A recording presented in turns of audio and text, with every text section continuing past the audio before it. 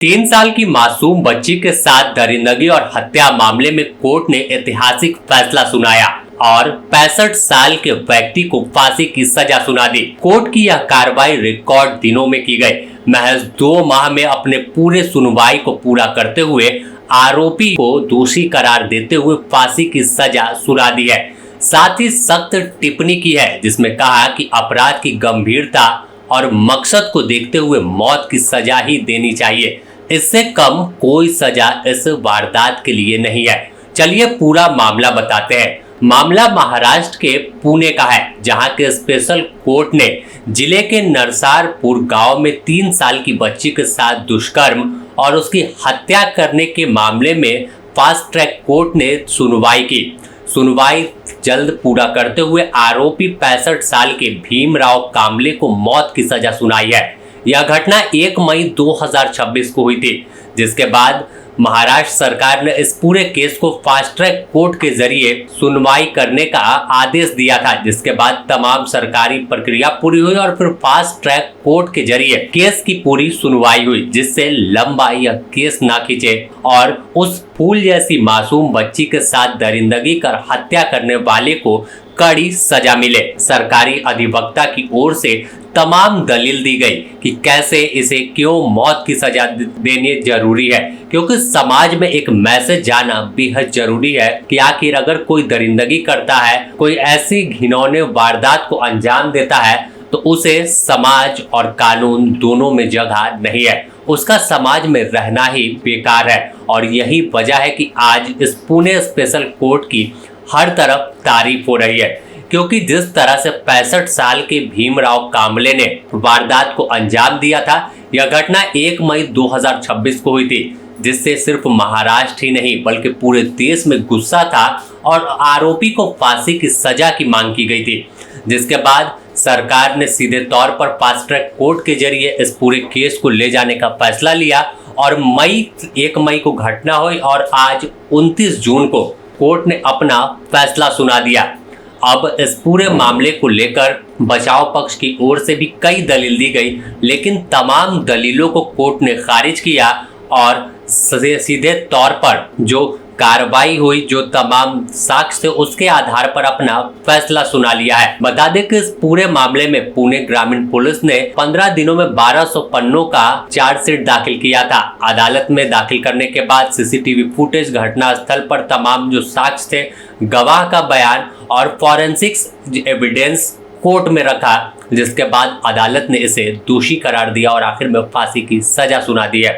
इस पूरे मामले पर महाराष्ट्र के मुख्यमंत्री देवेंद्र फडणवीस का भी बयान आया। साफ तौर पर उन्होंने कहा कि ऐसे दरिंदगी करने वालों को समाज में रहने का अधिकार नहीं है।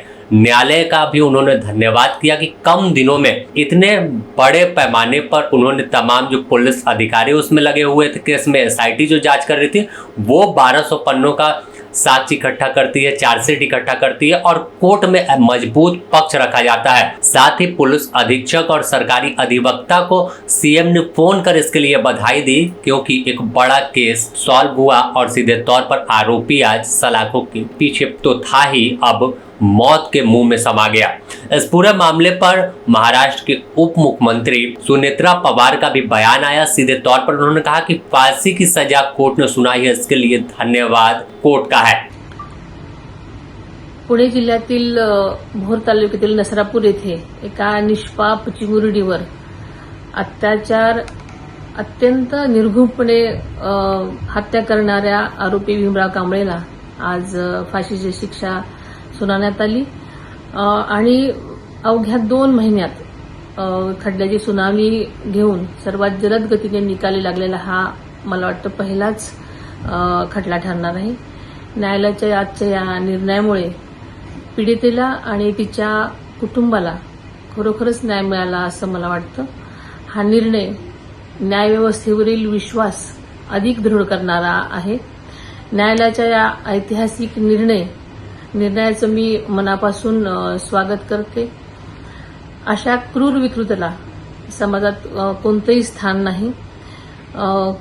या निकालामुळे कायद्याचा धाक निर्माण होईल आणि नराधाम अशा तीव्र ज्या गोष्टी आहेत हत्या करण्यासाठी नक्कीच झदावणार नाही असं मला वाटतं.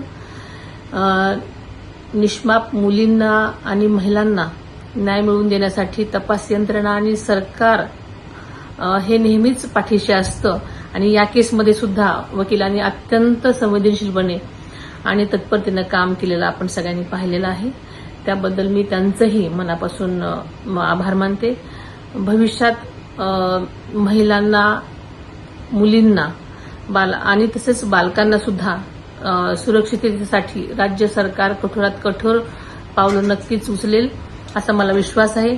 आम्ही सर्वजण पीडित कुटुंबाच्या दुःखात त्यांच्या पाठीशी नेहमीच आहोत.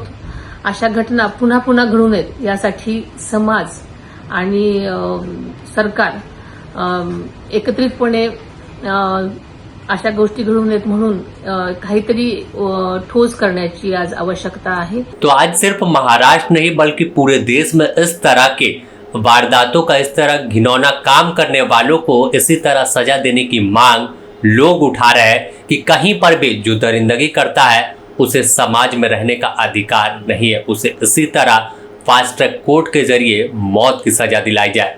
Bureau report, the news post.